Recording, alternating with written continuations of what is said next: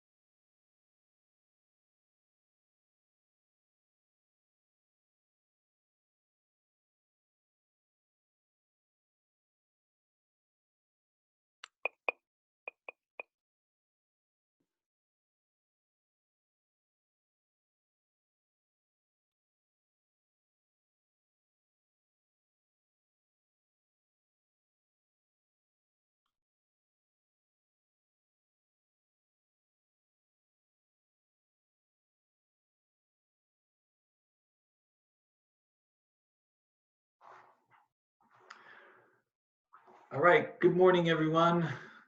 Good to see you as always. Let's see, we're getting towards the end of the semester. A couple announcements as I look at the syllabus. Our last assignment is due on the last day of class. We'll talk about that today. And then remember also the third exam, I'm planning to distribute that on Thursday, and then you'll have a week to complete it. So it'll be due Thursday, May 7th. At this point, all the video content and mini exercises are up on Blackboard through the end of next week. So if you've got any questions about any of that stuff, as always, feel free to get in touch. And there's one, not today. There's one for next Tuesday. All right. So I wanted to share a little bit about the assignment and strategies for completing it, if that's all right. Does anybody have questions before I get into that? No? All right. Well, let's take a look at the assignment. It's a retirement planning assignment. And I'm hoping that you can try to make some realistic assumptions about a retirement simulation, right? So if you think about how much you'll save and how your retirement savings might grow, how much money you deposit per year will grow. And then we've got some historical data. We just assume we invest in the S&P 500. We've got historical data associated with the assignment right here. And so the question is, how much of this data should I use? What do I think the average return and standard deviation of returns will be based on? Right? Should I use all 40 some years of data? Should I use less? That's something that we'll have to make an assumption about. And then in terms of like building the simulation, right? You want to simulate your retirement savings across 1,000 observations and report the percentiles.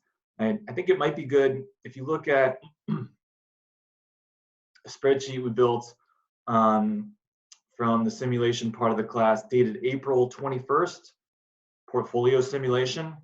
That'd be good to use as a basis for working on the assignment. I think, let's see, I've got it open right now. I'll just share it briefly. This was a basic portfolio simulation exercise we did. And, you know, it's too simple for purposes of the assignment because we assumed that the annual deposits didn't grow, right?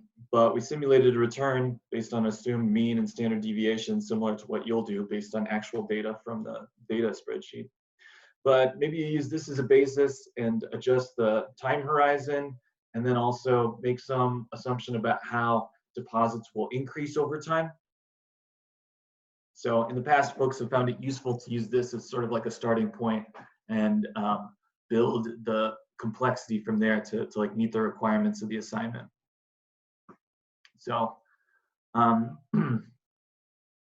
as you get to work on that, just let me know if there's anything, if you have questions or you want to run your assumptions by me. I'd be happy to help with that. And any questions at all?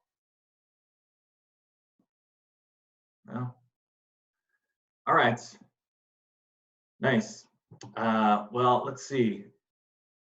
Let me see if there's anything else I had. I think that's what I wanted to go through. If anyone has questions about the simulation stuff or anything like that, let me know. On Tuesday, we're going to look a little more closely at value at risk in class.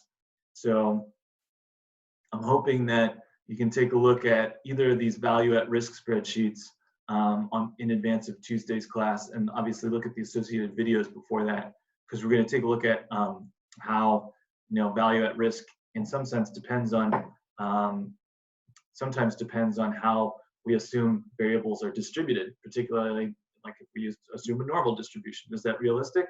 On Tuesday, we'll see that it's not. So let's plan to maybe look at the VAR videos and also check out these spreadsheets in advance of class and maybe have them open for Tuesday's class Zoom meeting. And that's it. So if anyone has any points they want to raise, I'm around now. I'll stick around for the duration of the Zoom meeting. Otherwise, you've been doing a good job. I've graded your 4th assignments, the bond, duration, and immunization assignments. Those were good. So I'll stick around from here on out. If you got questions, let me know. Otherwise, we'll talk to you soon, okay? Thank you, Professor. Thanks, Thomas. Thank you. Have a good one. You too. Thanks, Amy. Have a good one. Thank See you, you. Mark. Thank you.